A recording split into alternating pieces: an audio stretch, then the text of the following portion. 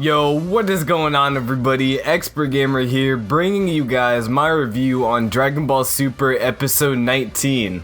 This one is titled Despair Once More, Revival of the Evil Emperor Frieza. And anybody who has seen this episode knows that it is an exact retelling of the Resurrection F movie. Almost all of the scenes look the same with very minor changes. While watching the episode, that was the literally first thing that I caught on to. But starting off the episode, we see Frieza in hell getting mocked and tortured by all of the angels, and of course that's exactly what happened in the Resurrection F movie. It looked almost the exact same. And that kind of comes off as lazy to me. I'm not too sure how I feel about this because I liked how in the Battle of God saga it diverted a little bit from the movie, but that's just me.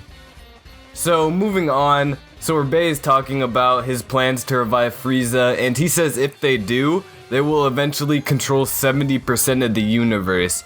He pulls it up on like some screen that can predict the future, and he says, you know, if Frieza's revived, we get 70% of the universe.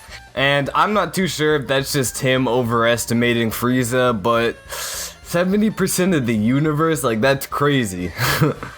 So, going back to Beerus' planet, Goku and Vegeta resume their training, and this is the part where they get Whis' symbol on their gi, and we also do get some valuable information.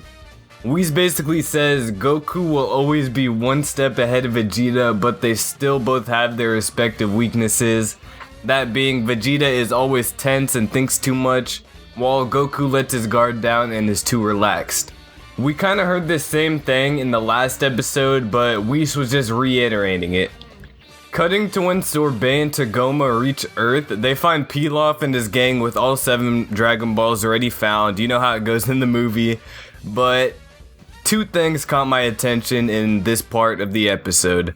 Number 1, after they revive Frieza into all the cut up bits, they have 2 more wishes, and they actually contemplate bringing back King Cold 2. And they probably would have, but Shu and Mai yell out and steal the last wishes.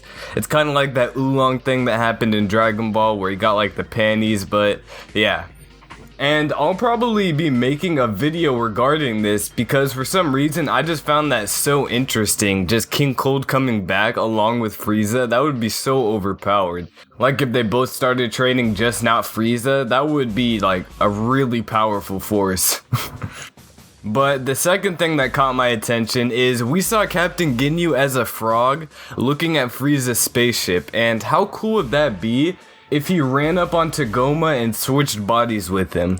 And there has been a rumor going around that this will happen. I don't even know if it's true, false, but if it did happen, I would be so happy to see Captain Ginyu back into the story. I'm not sure how strong he would be necessarily, but I just love Captain Ginyu, to be honest. But the last thing that happens in the episode is obviously Frieza gets resurrected, and then it cuts out. The episode's over. So I want to say that this was a really solid episode, but you have to remember that it was almost a picture-perfect retelling of the movie, so it was nothing really new to us. With that being said, I don't really have an opinion on this episode since I've pretty much already seen it, but let me know your guys' thoughts on it in the comments below. Leave a like if you enjoyed, and subscribe to the channel if you're new and would like to see more Dragon Ball or Pokemon content. I'm gonna head out of here now. Peace out, everybody.